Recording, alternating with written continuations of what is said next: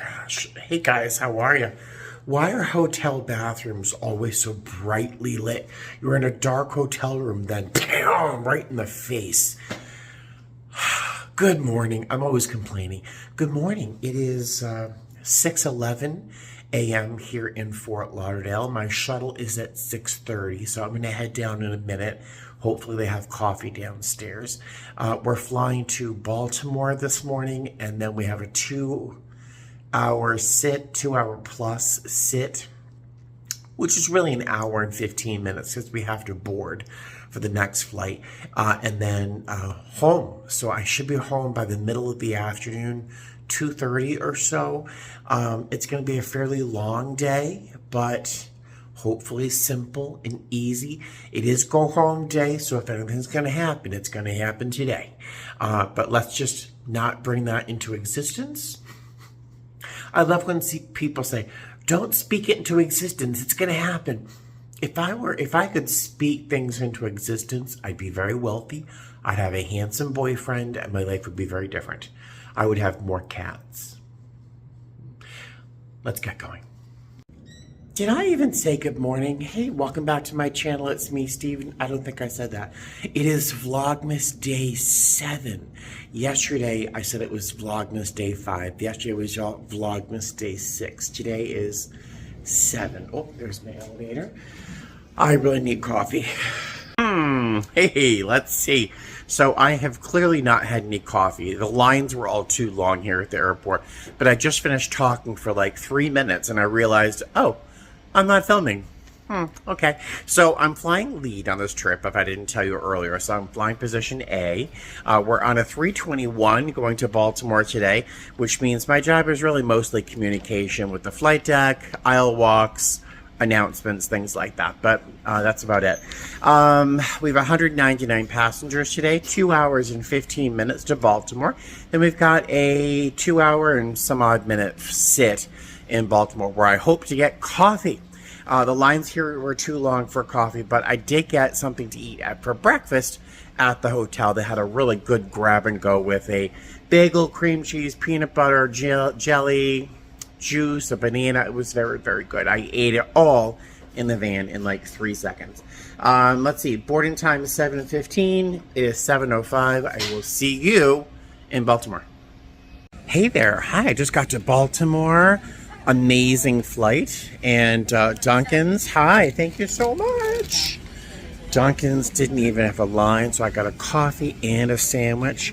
I'm into a sourdough breakfast sandwich. And I'll tell you about the flight in a minute when I get my seat. So I just got to the airport in Baltimore, and this is a sign right outside the lavatory saying they're brand new. Come in and see them.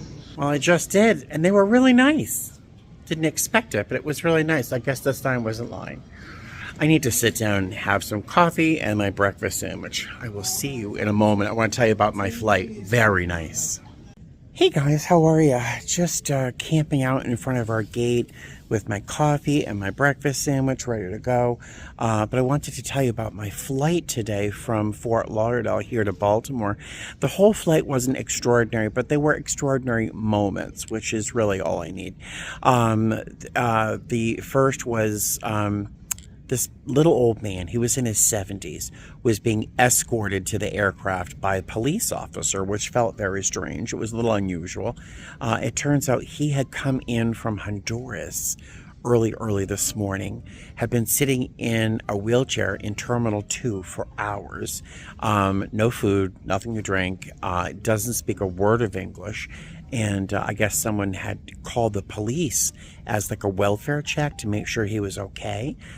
They were able to figure out that he was on our flight, and so they escorted him to our plane and made sure that he would have a wheelchair to get off. I was very impressed by the police officer. He didn't have to care as much as he did, I'm sure, but he did, so I was grateful. What I'm more grateful for is my coworker, Marilyn, was able to speak Spanish and actually find out what's going on. So he's here to meet his son, but he doesn't have a cell phone, just had his son's phone number on a slip of paper. And so we made sure he had something to eat and to drink, and Marilyn, once everyone was off the plane, she called the son to set up an arrangement for him to pick up his father, and just to make sure he was taken care of. It was just, the guy was so sweet, and it was just a real pleasure to take care of him on the plane. And we had really nice people up and down the aircraft. One of the most beautiful babies I've ever seen in my life. The other high point of the day really was this passenger sitting in the emergency exit row. He was, I don't know what it was that made me want to say hi to him. I forget what it was. But we just started chatting, and it turns out we're both in recovery. And while we are very, very different people in almost every single way, in terms of him being of means, me not being of means, he's straight with a baby, and me, cats.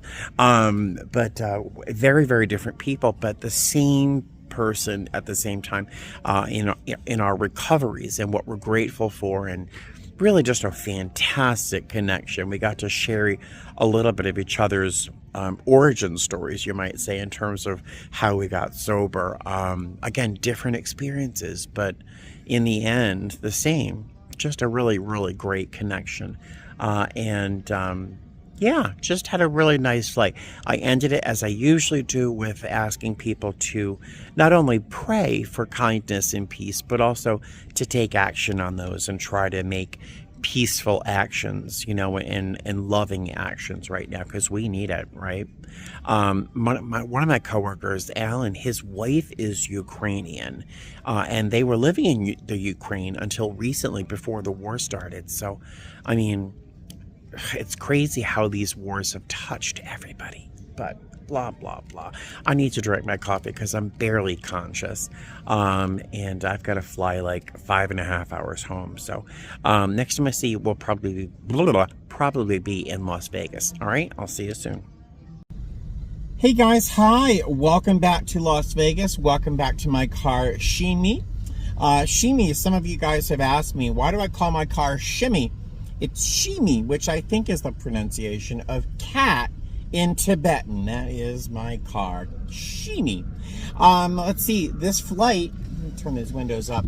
This flight from Baltimore to Las Vegas started out a complete shit show. I think, I don't swear often on my channel in person. I swear like a trucker.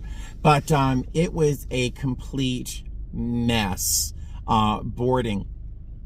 But there are silver linings, as always. So we had a problem with our weight imbalance. There were too many bags in the front of the storage area below the cabin.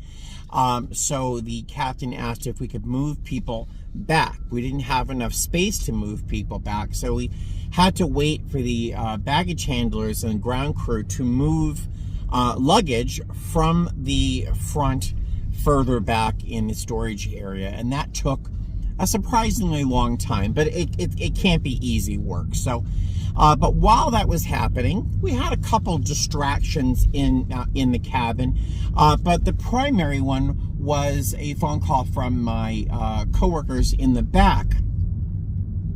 Do you know how I always say it's going to be the last leg of a trip on go home day when something's going to happen? Yeah, well, case in point, I get a phone call from my coworkers in the back. A woman, a passenger, a lady, said that she had the flu. She told my coworker she had the flu. She's wearing a mask, and apparently she is, I didn't see it coming on board, but she's like, there's just all sorts of evidence of physical something going on her face and her demeanor, but she told my coworker that she had the flu. I'm grateful she did. Why she told my coworker is beyond me, because she couldn't fly with us. It's against the rules to fly with a communicable disease on an aircraft packed with people. And as we just survived a pandemic, most of us just survived a pandemic for 3 years, that she had the gall to get on the aircraft at all is beyond me. And I mean, I was instantly furious. controlled it because I'm in the front of the aircraft, but pissed off. So I called for a CRO, a complaint resolution officer. They came on to the jet bridge, and I told her in no uncertain way that this passenger is communicable and will not be flying with us today. It wasn't like, oh, do you think she can? No. And I told our captain what's going on. He got behind me, metaphorically, and yeah, so she was escorted off the plane. Oddly enough, she didn't seem very surprised or upset about it, so that's good. So the silver lining to our delay in terms of weight and balance was to allow us to take care of this situation. There were probably 4 or 5 rows of passengers who, some of which I hear applauded when she was taken off the aircraft because they were afraid of influenza, which is a thing that kills people. Oh my God. People were thanking my coworkers in the back, left and right. So it all ended up turning out fine. But then the flight took a turn for the better. I don't know when I've said this more recently. I had one of the nicest flights of my career today after that woman was taken off. But I had one of the nicest flights of my career, and I fly a lot. Today was, it felt like I was having a house party, and all of my favorite strangers were there. I really can't even describe them one by one. As a group, amazing people. Just fantastic. I think the high note would be, I think he knows I have a YouTube channel, so he might be watching. But I wish I got their names. Oh my goodness, I didn't get their names.